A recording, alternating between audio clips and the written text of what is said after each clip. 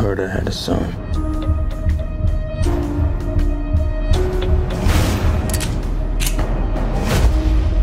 I had to break out.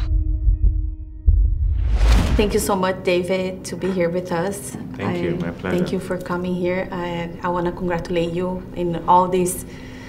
It's been a really busy year for you since last year. Yeah. And let's talk about a little Captive. How was the transition between playing Martin Luther King and now playing Brian Nichols? Yeah, well, you know, as you can imagine, the complete opposite kind of experience. Dr. King, of course, being an incredible human being who fought for human rights, really, and you know, changed the world for the better. Brian Nichols, a person who left the world less than it should be, you know, in killing those people on that day, and is now serving multiple life sentences himself. But the overlap of the two for me is that both stories are about how light can shine brightly in a dark place. That was the case with Selma. Through that injustice, people died for the right of black people to vote down in the South. And, you know, in terms of Ashley Smith in particular, this is a woman who was on her way to death. You know, she was killing herself with meth, with this drug. And somehow the darkness of this day helped her wake up to her possibility of a second chance. And so that to me is the overlap of both stories. How can hope come out of a dark place? If one day you have a chance to meet Brian, what do you say to him?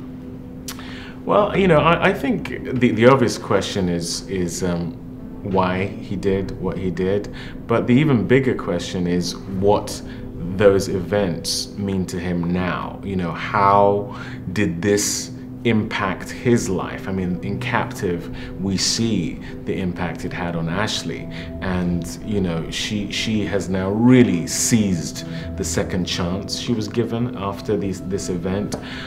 He is going to be in prison for the rest of his life.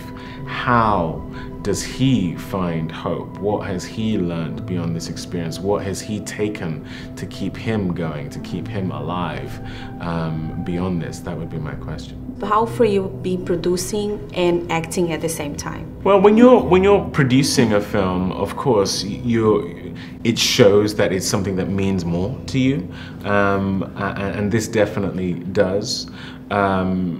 It's tricky because I'm used to just focusing on the acting, but with this, you know, it's the budget, it's the script, it's the marketing, it's all of it you have to keep an eye on. But I enjoy that because when it's a story I really believe in, you feel passionate, you feel inspired to do the work, and that's definitely the case with this film. Yeah, and how was the process to pick Kate Mara? Well, Kate's one of my best friends, so that was one of the easiest things for me. I had directed her in a short film, a film called Big Guy, a few years ago, and we'd become very, very good friends, and I was very keen for her to be the one to play this role because I think she's a brilliant actress. I actually feel like the world hasn't seen yet just how deep her talent runs, and you know, I was very keen for her to play this very complex, layered character, and I think she does an amazing job. And how's work with Jameson, the director? Working with Jerry was fantastic. I mean, he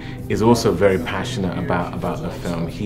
The story, I should say. He actually optioned the book quite a few years ago, and it's been a labor of love for him. And when I first met him, I think about 5 years ago now, where we connected is the fact that we didn't want it to be a preachy film. We wanted it to be a film that felt very grounded, you know, not to hide from the raw side of things, but also not to hide from the fact that this was a story of hope. And that's a tricky balance to strike, but I feel like we did with the film, and I really, really enjoyed collaborating with Jerry on that. And what do you think that the audiences and the church and members of the church is gonna get from Captive? Well, I hope that whether you're a person of faith or not, whoever you are, what you get from Captive is the fact that no one is beyond redemption. You know, in many ways, you know, Ashley Smith said to me herself when Brian Nichols broke into her apartment that day, she felt it was God's way of telling her that she had messed up so much that she deserved death. And actually, it was the point beyond which she gained life. You know, that event inspired her to never touch meth again. She regained custody of her daughter.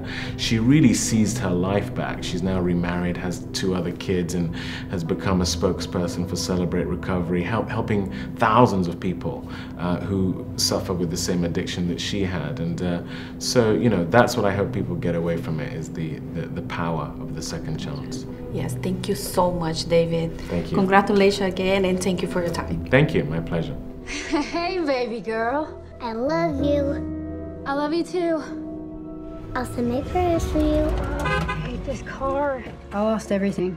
My husband's dead, and they said I was an unfit mother. Took away my little girl. Have you heard of this book? Help me. You're late, Ashley. Lady dropped this off for you.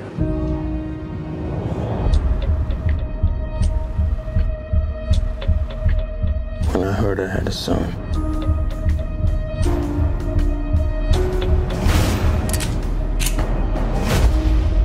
I had to break out. Breaking story right now. Police looking for this man. Murder suspect Brian Nichols. I want eyes in the sky. All choppers up now. Let's flush Nichols out. My name is Ashley Smith. I'm a mother. I don't trust you, Ashley. Be skin again, and I will have to kill you.